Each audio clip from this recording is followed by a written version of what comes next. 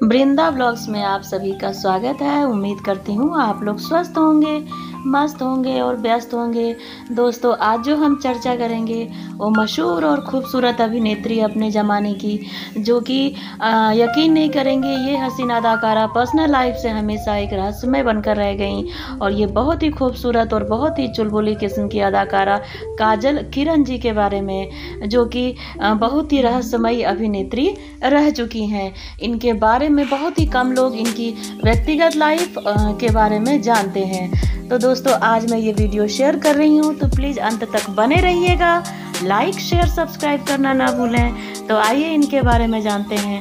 तो दोस्तों, एक हसीन, चुलबुली और सांवली सलोनी अभिनेत्री, वो खूबसूरत एक्ट्रेस जिनकी पहली फिल्म से ही इनकी अदाओं और सुंदरता के चर्चे बनने लगे थे, और जो फिल्मी बैकग्राउंड से ना होने के बावजूद भी बड़े डायरेक्टर की फिल्म से लॉन्च हुई, अपने ही फिल्म से स्क्रीन पर छा गईं।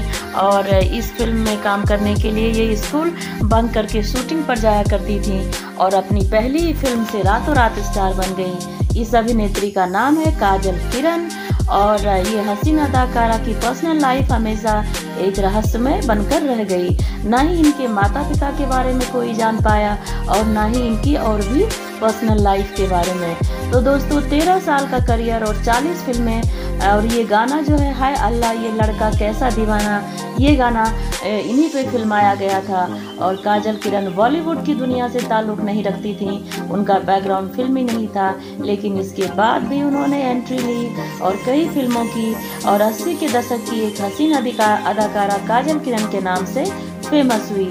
ये एक्ट्रेस टैलेंटेड और खूबसूरत होने के बावजूद कभी वो मुकाम हासिल नहीं की जिनकी वो हकदार थी। काजल किरण ने अपने 13 साल के छोटे करियर में लगभग 40 फिल्मों में काम किया, और खामोशी से वो अलविदा कह गई पिक्चर को। दोस्तों, काजल किरण का जन्म 18 अक्टूबर 1958 में मुंबई में हुआ।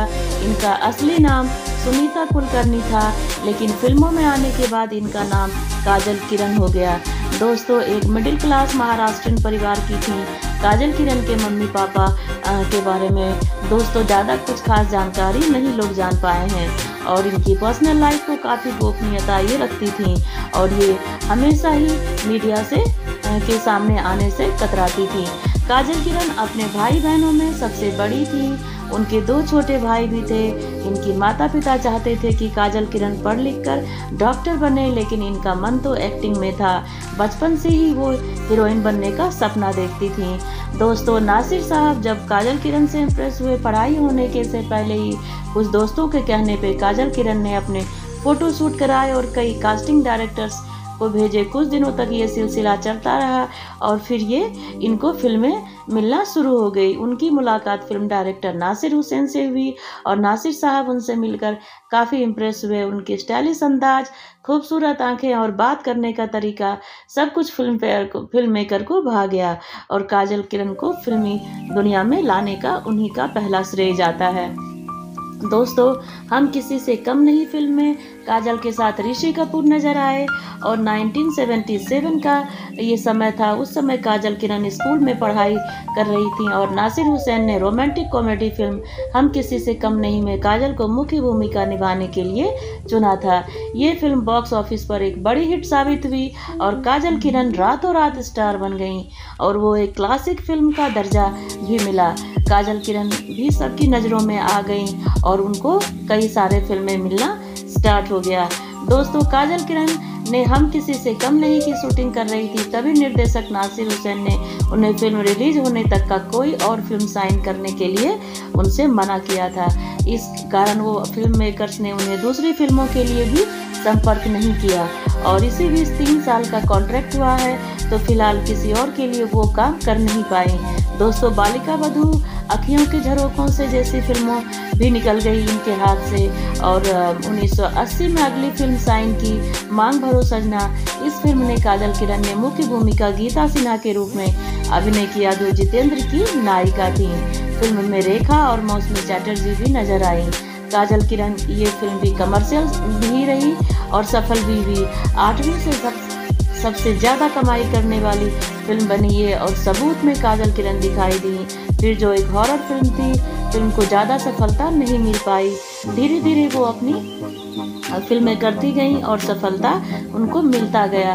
दोस्तों, काजल किरण ने मोर्चा में लोकप्रिय गीत अब की बरस में एक डांसर के रूप में अपना पहला गेस्ट अपीयरेंस दिया और 1981 में किरण ने नायिका के तौर पे एक जासूसी थ्रिलर फिल्म वारदात में भी काम किया, जिनमें उनके साथ मिथुन चक्रवर्ती भी थे। इस फिल्म में मिथुन ने के करियर को ज़्यादा फायदा हुआ और काजल कोई खास कमाल दिखा नहीं पाई।